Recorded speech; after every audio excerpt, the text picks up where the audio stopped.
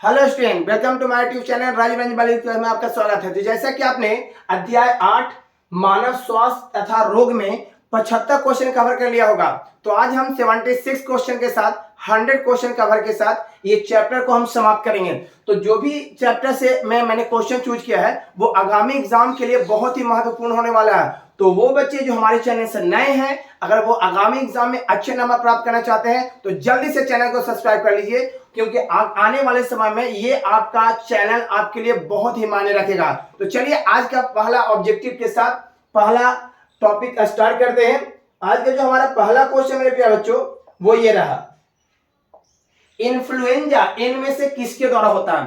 तो सबसे पहले ये जानना मेरे प्यारे बच्चों कि इन्फ्लुएंजा में होती क्या है। तो इन्फ्लुएंजा वायरस से होने वाला रोग है जो सर्दी जुकाम इस रोग में होता है, ठीक है ना। तो इन्फ्लुएंजा इनमें से कौन सा वायरस के द्वारा होता है, तो वो है बेटा मिक्सो वायरस। कौन सा वायरस? Myxo virus. और मिक्सो वायरस को हम लोग आरएनए वायरस के नाम से भी जानते हैं। कौन वायरस? आरएनए वायरस के नाम से भी जानते हैं। तो बहुत ही अच्छा क्वेश्चन है, आगामी एग्जाम में बहुत ज्यादा पूछने की संभावनाएं हैं। इन्फ्लुएंजा इनमें से किसके द्वारा होता है? मिक्सो वायरस या आरएनए वायरस भी इसको कहते हैं। इस बीमारी में होती क्या है? सर्दी जुकाम, ठीक है ना। चलिए बेटा नेक्स्ट क्वेश्चन की ओर बढ़ते हैं। जो हमारा क्वेश्चन नंबर 77 क्या कहता है? सिंड्रोम का अर्थ है। बहुत ही अच्छा क्वेश्चन बेटा। सिंड्रोम का अर्थ होता है, तो वो है सिंड्रोम का अर्थ होता है बेटा लक्षणों का समूह। बहुत ही अच्छा क्वेश्चन है और इस क्वेश्चन में ज्यादातर बच्चे रोग अवस्था को मारते हैं कि सिंड्रोम जो है रोग अवस्था है, बट ये गलत हो जाएगा बेटा। सिंड्रोम का अर्थ होता है लक्षणों का समूह, ठीक है। बहुत ही अच्छा क्वेश्चन है। 78 क्वेश्चन की ओर बढ़ते हैं। क्वेश्चन नंबर 78 क्या कहता है ना, ब्राउन शुगर है। तो ये आपको भी पता है बेटा, ब्राउन शुगर याद रखिएगा ये गोल्डन सुनहरे कलर का होता है ना, क्योंकि इसमें प्राकृतिक रूप से ब्राउन शुगर में प्राकृतिक रूप से गुड़ की मात्रा होती है, ठीक है ना। और ये पिघलता नहीं है, याद रखिएगा ब्राउन शुगर में प्राकृतिक रूप से गुड़ की मात्रा पाई जाती है। गुड़ के मात्रा के कारण ये सुनहरे रंग का होता है और ये पिघलता नहीं है। तो बहुत अच्छा क्वेश्चन बेटा, ब्राउन शुगर है तो ब्राउन शुगर को हम लोग मेथिड्रीन कहते हैं। क्या कहते हैं बेटा? मेथिड्रीन। जो ये हम लोग को प्राकृतिक गुड़ इसमें पाया जाता है, जिस कारण से ब्राउन शुगर का जो रंग होता है वो सुनहरा होता है। और ये बेटा याद रखिएगा कभी पिघलता नहीं है। तो ब्राउन शुगर है मेथिड्रीन, ठीक है ना, ऑप्शन नंबर डी। चलिए अगला क्वेश्चन की ओर बढ़ते हैं। हमारा क्वेश्चन नंबर जो है वो 79 क्या कहता है? किसी व्यक्ति में प्रतिरक्षण, बहुत अच्छा क्वेश्चन था, किसी व्यक्ति में प्रतिरक्षण है ना, किसी व्यक्ति में प्रतिरक्षण में अधिक कमी हो तो उसका परिणाम क्या देखने को मिलता है? यदि किसी व्यक्ति में प्रतिरक्षण कम हो जाए तो इसका परिणाम क्या देखने को मिलता है?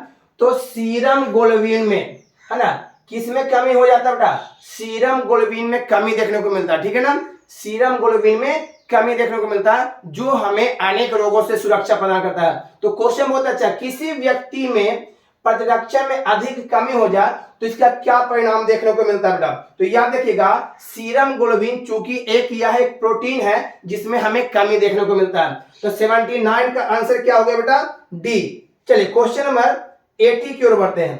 80 नंबर क्वेश्चन क्या कहता है? इनमें कौन वायरस जनित रोग है? बहुत अच्छा क्वेश्चन बेटा। इसमें कौन वायरस विषाणु से होने वाला रोग है? तो इसका सही जवाब बेटा पोलियो, है ना। पोलियो वायरस से होता है। और आपको भी पता है पोलियो एक ऐसा बीमारी है जिसमें मांसपेशियां सिकुड़ जाती है और वह अंग, जिस अंग में पोलियो वायरस फैला हुआ है वह अंग कार्य करना बंद कर देता है। तो याद है बेटा इनमें से कौन वायरस जनित रोग है? तो वो है पोलियो, क्योंकि पोलियो वायरस से होने वाला रोग है और इस रोग में जो है मांसपेशियां सिकुड़ जाती है, वह अंग काम करना बंद कर देता है, ठीक है ना। चलिए बेटा बहुत ही अच्छा क्वेश्चन था ये। क्वेश्चन नंबर 81 क्या कहता है? क्वेश्चन नंबर 81 क्या कहता है? इनमें से कौन रोग प्रोटोजुआ परजीवी द्वारा होता है?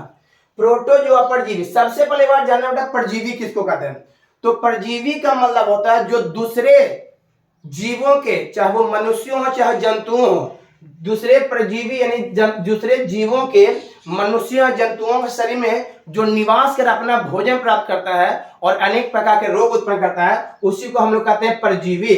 तो बहुत अच्छा क्वेश्चन बेटा, निम्न में से कौन सा रोग प्रोटोजुआ परजीवी द्वारा संचालित होता है? तो ये सारे जो रोग आप देख रहे हैं बेटा, ये सारे जो है प्रोटोजुआ परजीवी द्वारा होता है, ठीक है ना। तो इसका सही जवाब हो गया ऑप्शन डी, ठीक है। बहुत ही अच्छा क्वेश्चन बेटा ये सब, इसलिए हर एक बच्चे क्वेश्चन को ध्यान से देखेंगे और मुझे पता है कितने बच्चों को ये आंसर पता होगा, इसलिए वो यूट्यूब चैनल जो अभी देख रहे हैं उनको आंसर पहले ही से वो टिक आउट कर देते होंगे, और जो आपको नहीं आता वो हम बता रहे हैं, ठीक है ना। तो दोनों का मिश्रण से ही ना इंसान आगे बढ़ता है ना, आपसे सहयोग से ही लोग आगे बढ़ते हैं। तो हर एक क्वेश्चन को ध्यान से देखिएगा। चलिए क्वेश्चन नंबर 82 की ओर।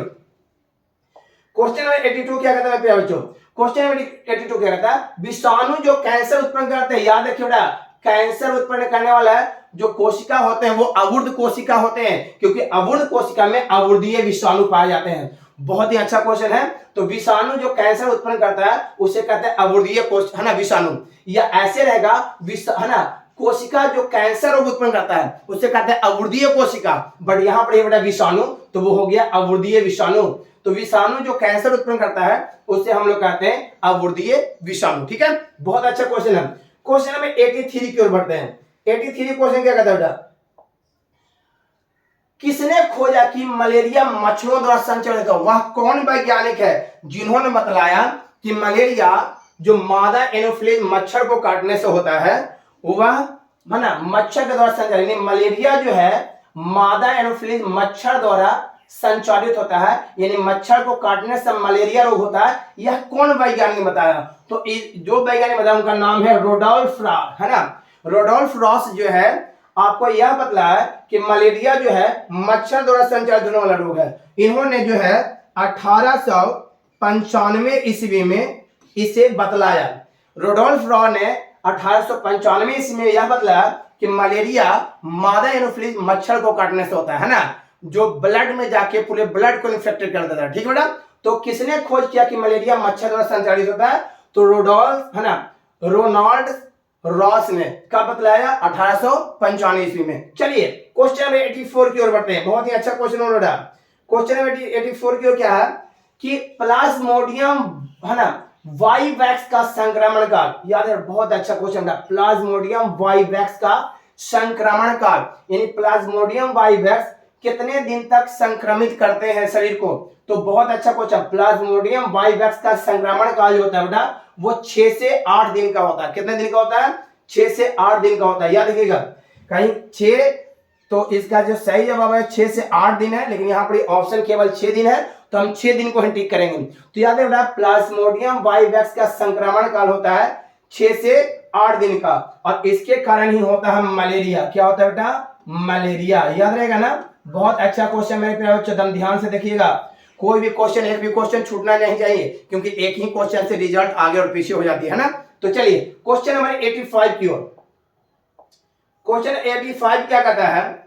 एंट अमीबा हिस्टोलाटिका, बहुत अच्छा क्वेश्चन है। एंट अमीबा हिस्टोलाटिका की संक्रमण अवस्था होती है। बहुत अच्छा क्वेश्चन है। एंट अमीबा हिस्टोलाटिका की संक्रमण अवस्था होती है, तो वो है बेटा चतुष्केंद्रीय पुटी अवस्था। चतुष्केंद्रीय पुटी अवस्था, जिसको हम लोग कहते हैं टेट्रा न्यूक्लियस सिस्ट। इसका नाम है बेटा टेट्रा न्यूक्लियस सिस्ट, इसे इंग्लिश में कहते हैं। तो कहीं कहीं आपको ये भी मिलेगा, तो आपको घबराना नहीं है। बहुत अच्छा क्वेश्चन है ना। एंट अमीबा हिस्टोलाटिका का संक्रमण अवस्था होती है चतुष्केंद्रीय पुटी अवस्था या टेट्रा न्यूक्लियस सिस्ट अवस्था, है ना। कोई दिक्कत? चलिए बेटा, बहुत ही अच्छा क्वेश्चन है। इस तरह के क्वेश्चन आपको छूटना नहीं चाहिए एग्जाम में। तो देख लीजिए, एंट अमीबा हिस्टोलाटिका का संक्रमण अवस्था क्या होता है? चतुष्केंद्रीय पुटी अवस्था।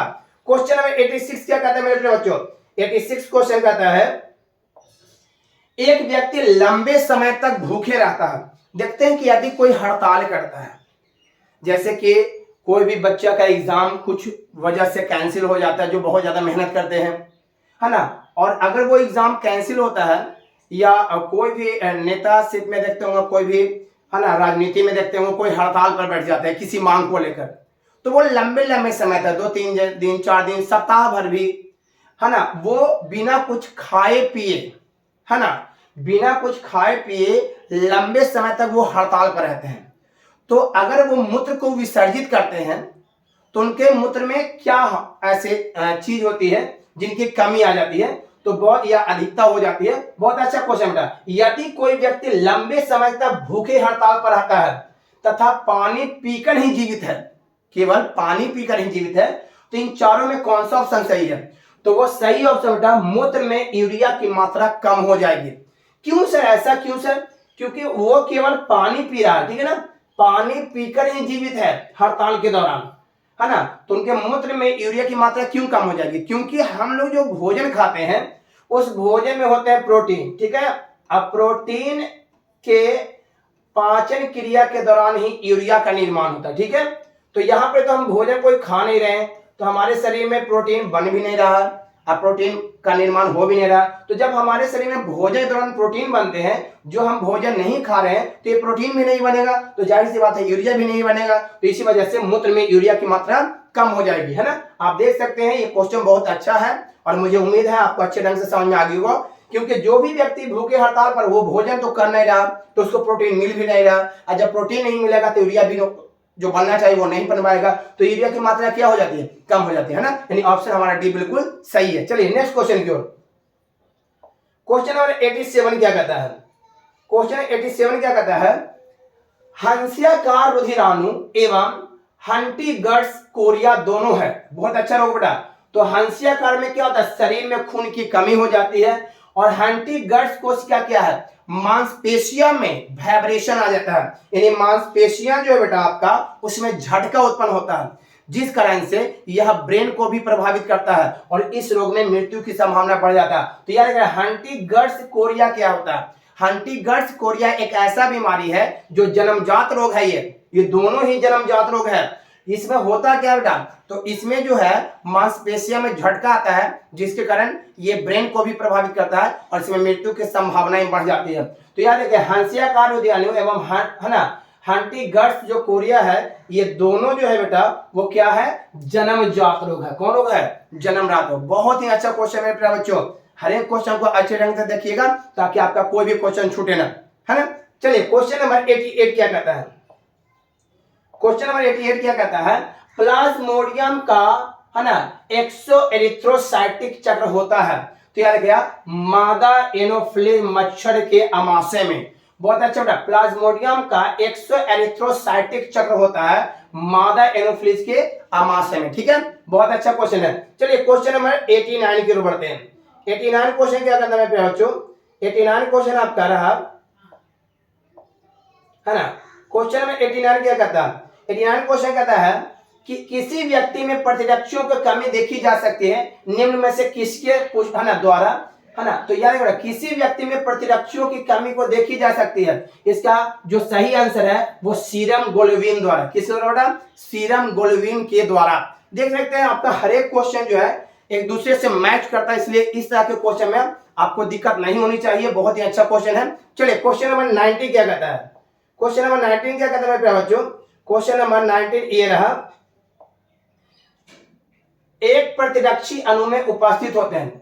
तो एक प्रतिरक्षी अणु में 4 पॉलीपेप्टाइड श्रृंखला उपस्थित होते हैं। बहुत अच्छा है। एक प्रतिरक्षी अणु में 4 पॉलीपेप्टाइड श्रृंखला उपस्थित होते हैं। देख सकते हैं इस तरह से, ये 2 ये श्रृंखला हो गया जिसको हम लोग कहते हैं भारी श्रृंखला, भारी श्रृंखला, है ना। और इसमें से जो बेटा 2 श्रृंखलाएं होती है, ये दोनों होती है हल्की श्रृंखला, है ना, हल्की श्रृंखला, है ना। तो आप देख सकते हैं इसमें 2 हल्की श्रृंखला, 2 भारी, यानी यहाँ पे कितना बेटा 4 पॉलीपेप्टाइड श्रृंखला होते हैं, जिसमें 2 हल्की श्रृंखला और 2 भारी श्रृंखला होता है। देख सकते हैं इस तरह से, है ना। बहुत ही अच्छा क्वेश्चन है। क्वेश्चन नंबर 91 की ओर बढ़ते हैं बेटा। क्वेश्चन नंबर 91 क्या कहता है? क्वेश्चन नंबर 91 म्यूटाजिन है। बहुत अच्छा क्वेश्चन बेटा।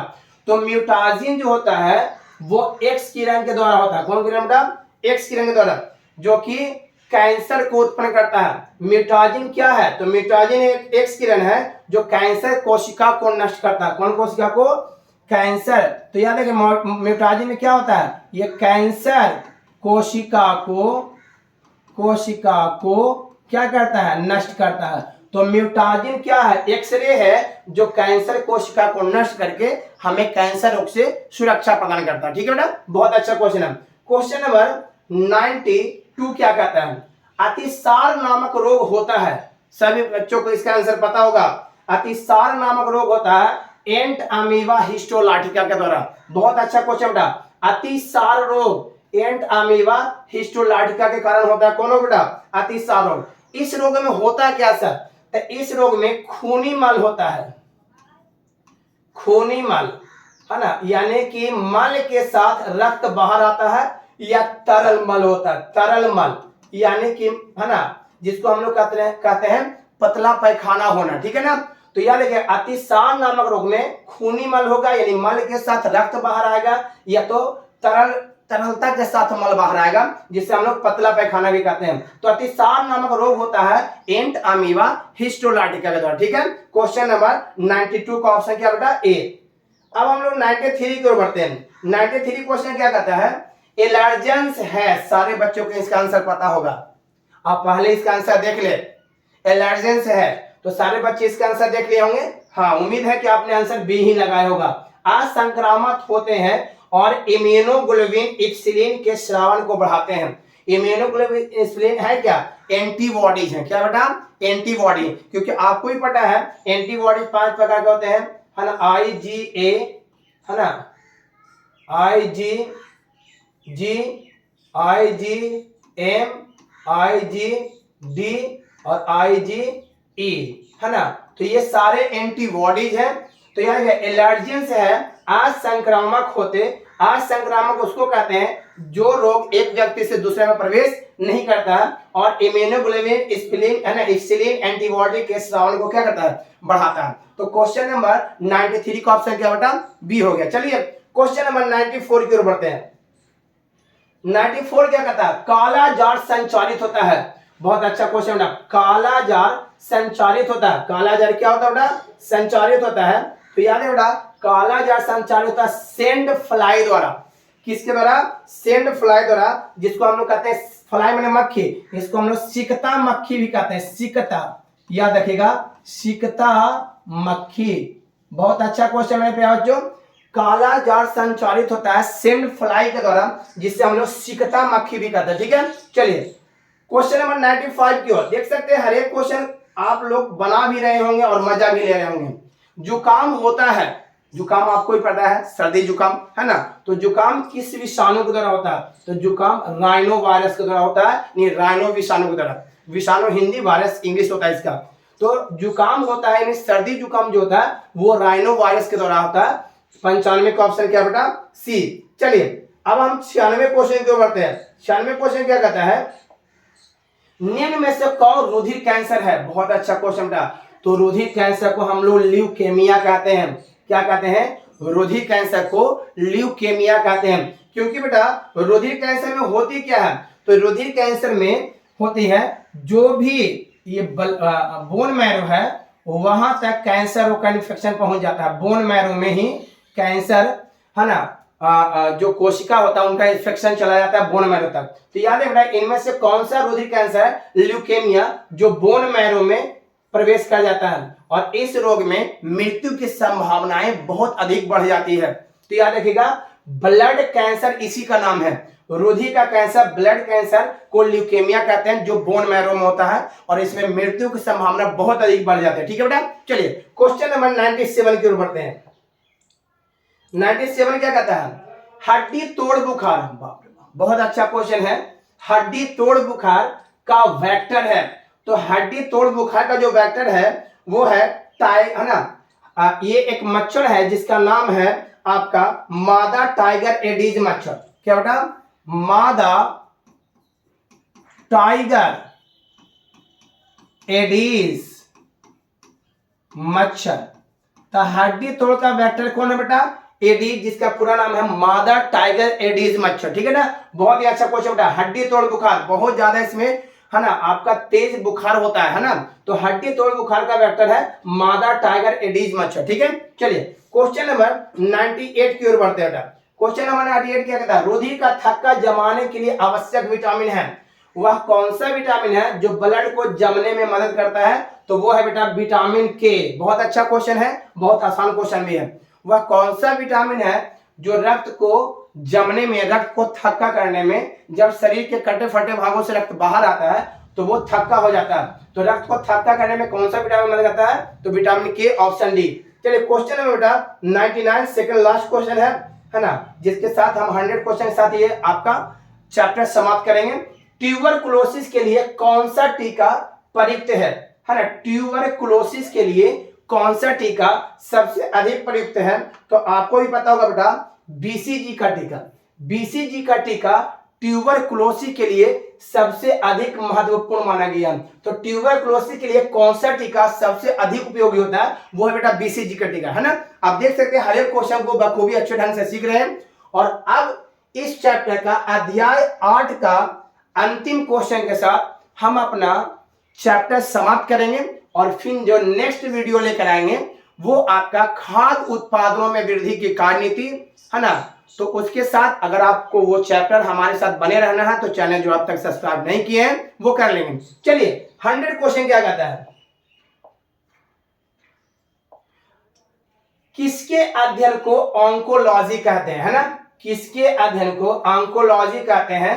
तो वो है बेटा सही जवाब ट्यूमर, क्योंकि ट्यूमर को हम लोग कैंसर कोशिका भी कहते हैं ना, कैंसर कोशिका, है ना, या कैंसर विज्ञान भी कहते हैं। यानी कैंसर विज्ञान के अध्ययन को, कैंसर विज्ञान के अध्ययन को, है ना, हम लोग क्या कहते हैं बेटा? ऑन्कोलॉजी कहते हैं, है ना।